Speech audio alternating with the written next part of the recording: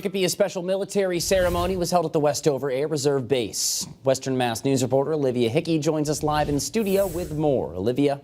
Matt, military members and officials gathered to watch as the command of the 439th Airlift Wing was transferred to Colonel Gregory D. Buchanan. Sir, I assume command.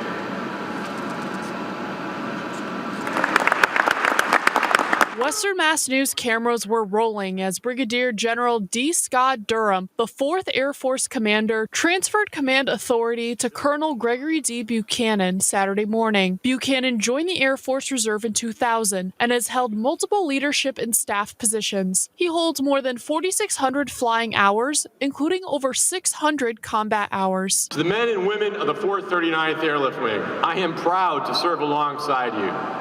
This base is steeped in history since it was first created in 1939. Buchanan speaking to comrades after the transfer and reminding them of the importance of their service. We live in perilous times, and the Department of Defense is pivoting towards these new threats. And sharing some goals. And my intent, now that the pandemic is waning, is to start exploring options to bring back the air show. So we're going to have some discussions here. And while Durham notes the role can be a challenge, he says Buchanan's family shares in his success. Being a wing commander is difficult, and it's difficult on ourselves and it's difficult on our families. And it's our families that enable this life of service. And without their support, we would be less than.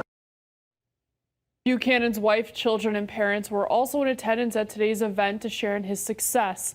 The event wrapped up before noon. Reporting live in studio, Olivia Hickey for Western Mass News.